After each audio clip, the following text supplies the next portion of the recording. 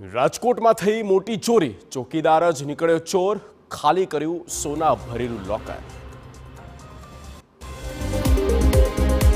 રાજકોટ સહકારી બેંકના લોકરમાંથી થયેલી ચોરીના કેસમાં બેંકના કર્મચારીએ ચોરી કર્યાનું સામે આવ્યું.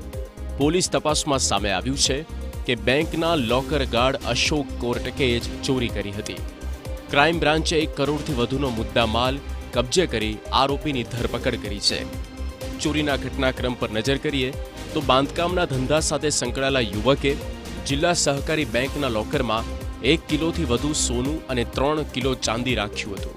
દાગીના મુકતી વખતે લોકર ધારકથી યોગ્ય રીતે લોક ન થયું, જેનો ફાયદો ઉઠાવીને લોકર ગાર્ડે ચોરી કરી હતી.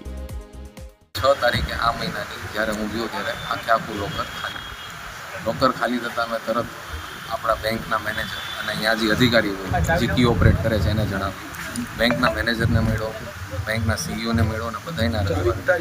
શંકાસ્પદ મને બેંકના અધિકારી પહેલા દિવસથી લાગ્યા. એનું રીઝન કે એ લોકો અંદર બહાર વારંવાર વિધાઉટ આઈડેન્ટિફિકેશન લોકર રૂમની અંદર જઈ શકે છે અને બહાર નીકળી શકે. ફરિયાદી અને પોલીસને શરૂઆતથી જ આ ચોરીમાં બેંક કર્મચારીની સંડોવણીની આશંકા હતી. પોલીસે બેંક લોકરના સીસીટીવી સહિતના પુરાવા તપાસતા બેંકના લોકર ગાર્ડે ચોરી કર્યાનું સામે આવ્યું. આરોપીની માથે દેવું થઈ જતા આ ચોરીને અંજામ આપ્યો હોવાનું સામે આવ્યું છે.